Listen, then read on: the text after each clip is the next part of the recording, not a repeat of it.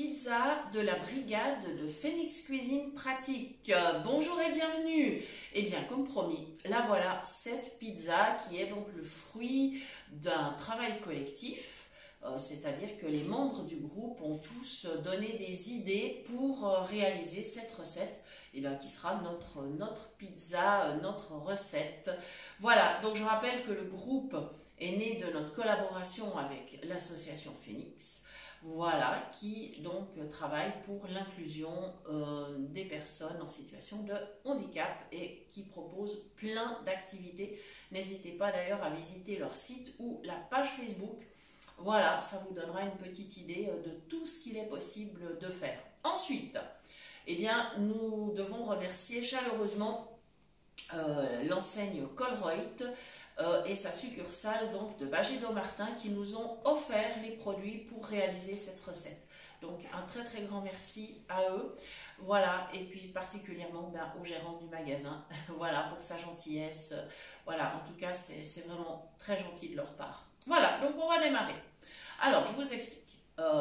D'abord, on a préparé de la pâte à pizza selon les recettes que nous vous avons données la semaine dernière. Alors évidemment, on en a choisi une, hein, voilà, tout simplement. Donc vous pouvez vous reporter à cette vidéo dont nous vous redonnerons le lien dans les commentaires. Voilà.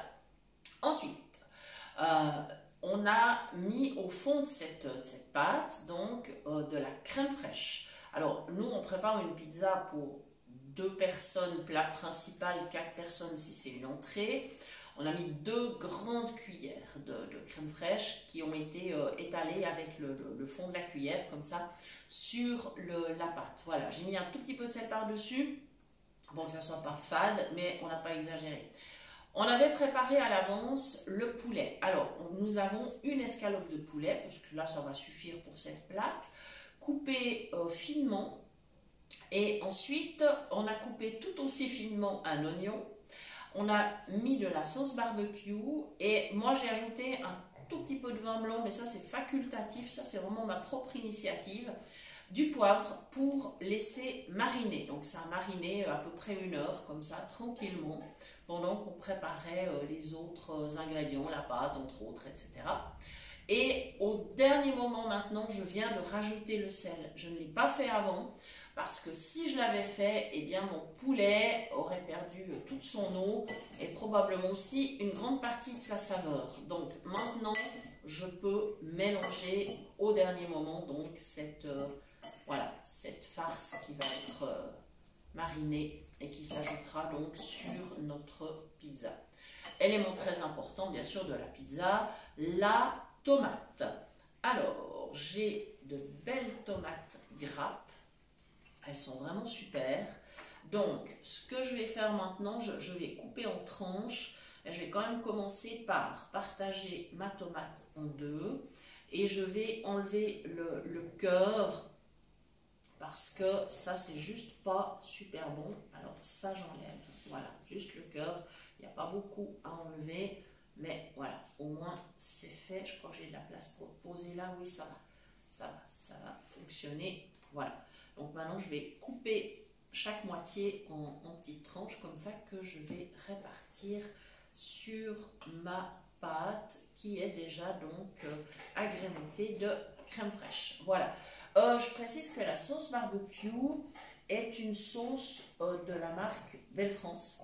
Voilà, qui est une marque avec justement des prix très raisonnables.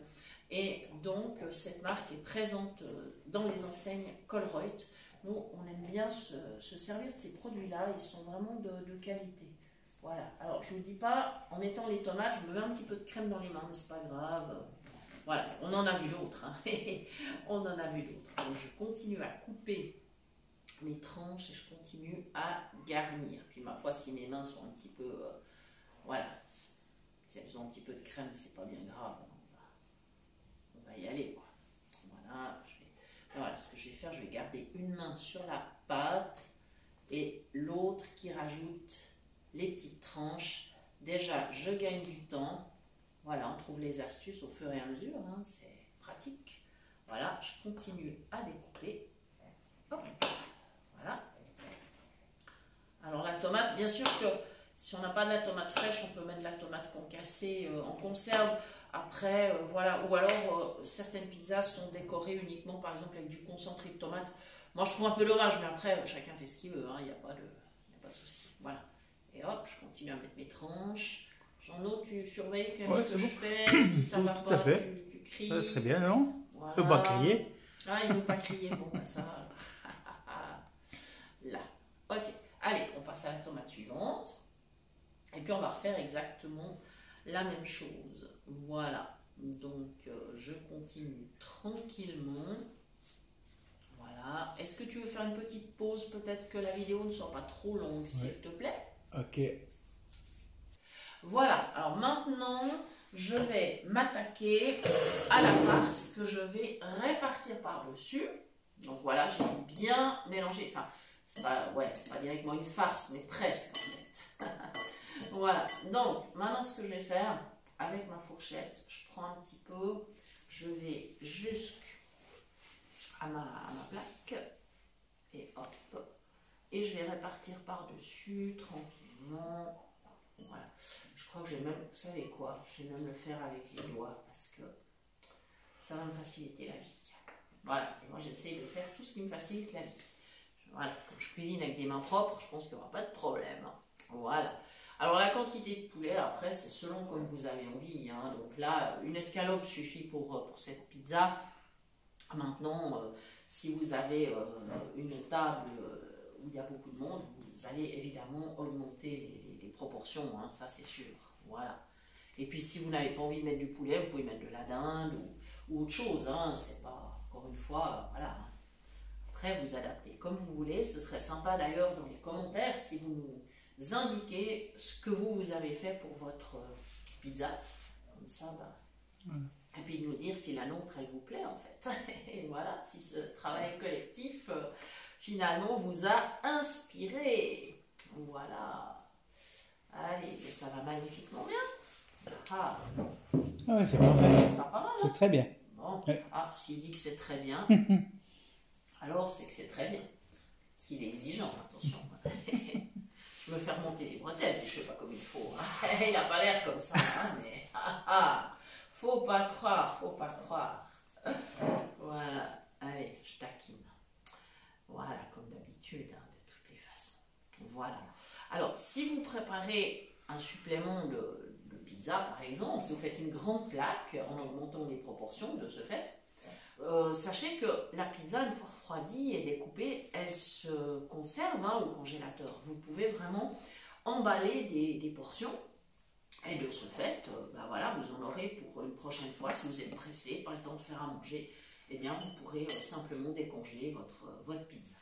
Bon, étape suivante de l'ananas. Alors, les tranches, elles sont belles.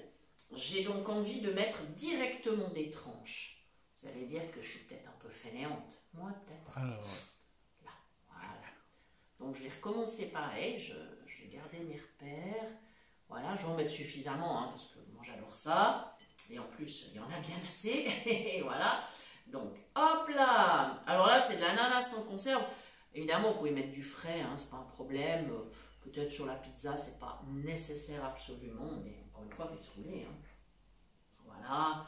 C'est super belles tranches, mais elles sont magnifiques. Et après, je vais terminer avec la mozza, évidemment. Je vais couper la mozzarella.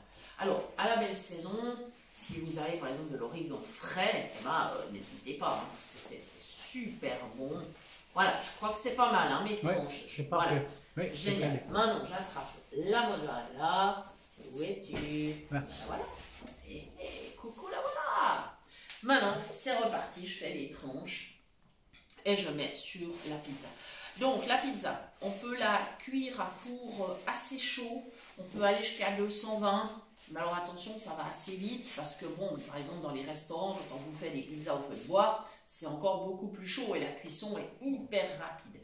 Alors dans un four ménager, c'est pas possible, mais par contre, si vous montez un petit peu la température, il n'y aura pas de problème. Hein. Voilà, il faudra surveiller, il faudra mettre peut-être que 20 minutes. Ou, voilà, il faudra vraiment surveiller. Ou alors, vous pouvez choisir de cuire à 200 pendant 30 minutes. Ça va aussi très, très, très, très bien. Voilà. évidemment, utilisez vraiment des gants pour vous protéger, pas vous brûler, etc. Voilà, on arrive au terme donc de cette recette. Et d'abord, merci de nous avoir suivis. Merci, bienvenue aux nouveaux abonnés. Merci pour vos commentaires, vos partages, vos messages.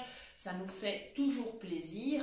Et bien évidemment, notre nouveau livre est toujours en préparation. Sachez qu'il sera publié, alors je ne sais encore pas tellement quand, dans le courant de l'année 2025. Ça, c'est certain. Je pense peut-être pour la rentrée de septembre. Ça serait peut-être pas mal.